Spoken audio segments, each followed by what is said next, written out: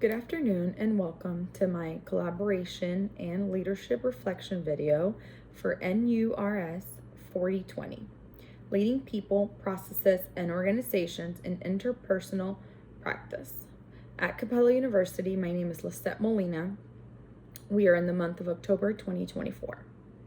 During this video, I plan to reflect on an interdisciplinary collaboration, overviewing successful and unsuccessful actions. Identify how poor collaboration can result in ineffective management of human and financial resources for the hospital. Identify best practice, leadership, and collaboration strategies to help a team achieve its goals and work more effectively together. I'll do this while providing supporting details from peer review articles. First, let's review the interdisciplinary collaboration. The experience I will be discussing is one I experienced 3 years ago when I took on the role of charge nurse in a trauma intensive care unit at a level 1 trauma center. I will be referring to an intensive care unit as ICU from now on. As a charge nurse, you are the go-to person in support for floor nurses who might have a question or concern about their patient if no physician is present to ask. I began by realizing physicians would perform rounds at random times of the day. Without notice, they would come on the floor and just as fast would leave. At times without checking in with me or even rounding on all of the patients on the unit. A study titled A Qualitative Exploration of Nurse-Physician Collaboration in Intensive Care Units, published in June 2022 by the Intensive and Critical Care Nursing Journal, states ICU nurses make autonomous decisions about patient care every 30 seconds or so. And for weeks, I found myself doing just that. I was making autonomous decisions about patient care, possible transfers off the unit, calling consults, and placing and changing orders without checking with the providers first. I was able to experience the responsibility of guiding other interdisciplinary care teams, such as respiratory, dietary, pharmacy, and case management during interdisciplinary rounds, since the provider was not there to give the varying care members the course of treatment. Up to this point, this was the standard practice on our unit. Yet I thought physicians should be actively present during interdisciplinary rounds and readily available to answer messages, calls, or come on the floor if needed. For weeks, I spoke to floor nurses, noted their frustration over this, and took note of varying incidents and times where having a physician readily available would have been extremely helpful for both the patient and the nurse. I also noted times where I felt patient safety was in danger due to this and decided it was time to do something about it.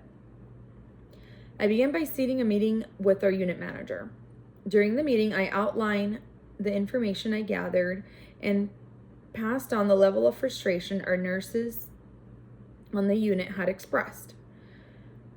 The unit manager thanked me for taking the time to note this and promised to bring this up at our next unit meeting with our trauma surgeons present. We will be discussing the Plan, Do, Study, Act model, which I will refer to PDSA from now on.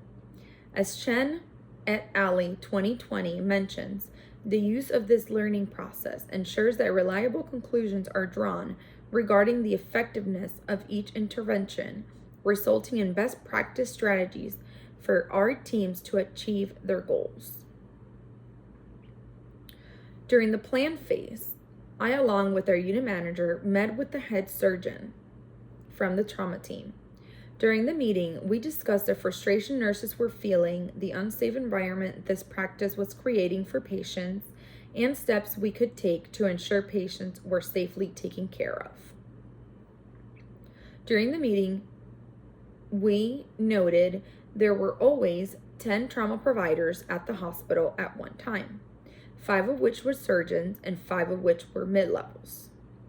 Seeing this, we were able to accommodate a schedule where at least one trauma surgeon and one trauma mid-level attend interprofessional rounds daily at 11 a.m. As Bob et al. 2022 mentions, best practice occurs when the patient, family, and entire interdisciplinary team is present for multidisciplinary rounds. This enhances patient safety and optimizes communication between the healthcare team. During the do phase, physicians were present during interdisciplinary rounds, answered pages and phone calls at a timely manner, and overall were more involved in the treatment course of patients. Nurses also noticed the physicians being present, and so did the whole medical team. For the next few weeks, I took note on any input being mentioned from the change, including patients and interdisciplinary teams. Overall, the medical team was pleased. The change and reports of a successful change in the unit were expressed by many. During the study phase, at the previous mentioned meeting with our unit director and the trauma surgeons, a follow-up meeting was planned for several weeks to review the change and the results. As a team, we evaluated how the patients, nurses, and rest of the interdisciplinary team felt about the change. Overall, the medical team was pleased with the change, and reports of a successful change in the unit were expressed by many. During the ACT phase, physicians realized the positive impact this new change had on our unit and on patient satisfaction. We continued this with scheduled rounds and have found physicians now come to the unit more often and check on the nurses and patients' needs without having to be asked to. Let's review some implications. While the trauma providers were a little hesitant at first to start this, they quickly realized there were no unsuccessful actions during this process.